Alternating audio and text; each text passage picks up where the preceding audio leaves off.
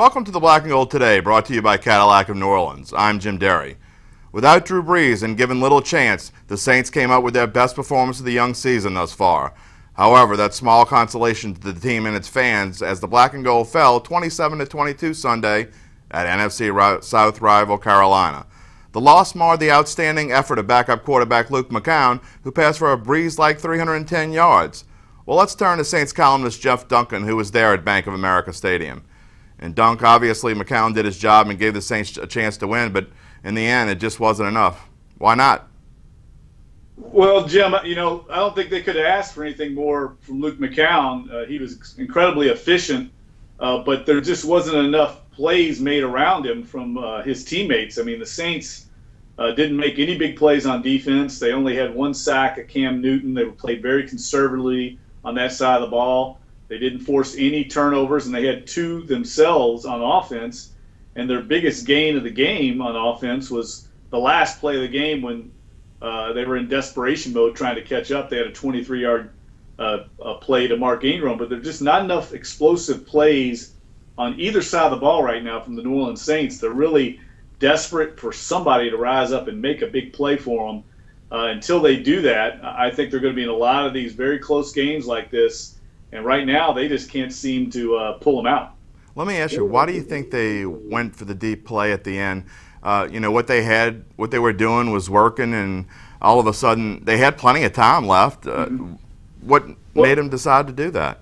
Well, Luke McCown actually said it was a play that they had set up in their arsenal to take advantage of Josh Norman, the corner there, his aggressiveness. But to his credit, he adjusted before that play. He knew that he had played an earlier play wrong. And so, look, these guys are professionals just like the Saints, and he adjusted and was ready for that play. And it was really a spectacular play by the corner for Carolina. So you have to tip your cap sometimes to them. But I agree with you. They hadn't gone downfield much at all. He had Marcus Colston wide open over the middle. But I think he felt like that was a good opportunity to take a shot, and it just didn't pan out. Maybe scared to throw to Colston after the drops?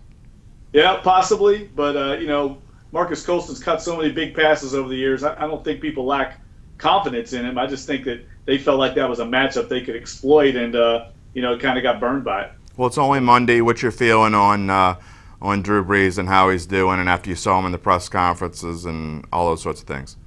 Well, he said that he expects to start on Sunday night against the Cowboys at the Superdome. We'll see. He says he's optimistic. The one thing he said that I think has to be encouraging for Saints fans is he said he's not in any pain right now. It's mainly about functionality.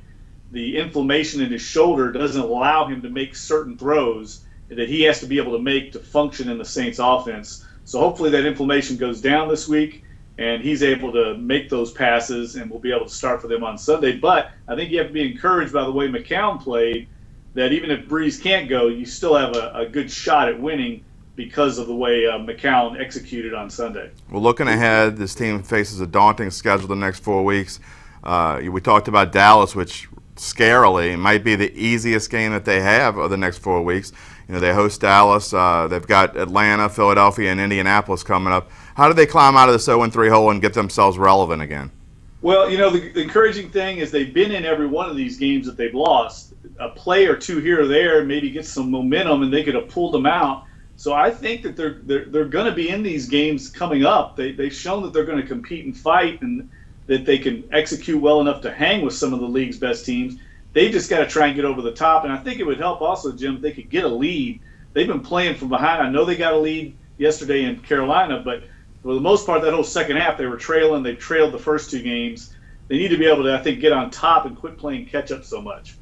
And coaches always say this, but I would imagine it really is a game-by-game thing now, even more important than ever. You got to take it one game at a time, the old cliche, but you just got to focus on what's ahead this week.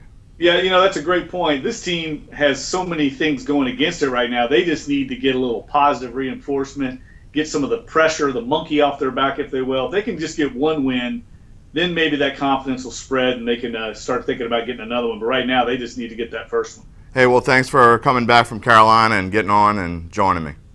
Yeah, anytime, JD. We'll talk to you later. Talk to you later, Dunk. What's one of the nicest things that comes with your new Cadillac from Cadillac of New Orleans? 0% interest. Get 0% interest on all new Cadillacs, now at Cadillac of New Orleans. New owners, new attitude, on Lime Street in Rye in Metairie. Well, for today's extra point, I ask, remember when the Saints offense would just roll right out of the starting gate? You know, generally in seasons when they have been successful during the Sean Payton era, the coach's script would more often than not result in 7 points, putting their opponents in a hole and dictating the pace of the game. Well, not so much recently. In fact, the Black and Gold has scored a touchdown on just 2 of its past 15 opening drives, and one of those was a 1-yard drive following a 99-yard kickoff return. This season, in 3 first quarters, the Saints have scored 6 points. Well, we'll leave it at that for today. We'll be back Tuesday. See you then. Thanks for watching.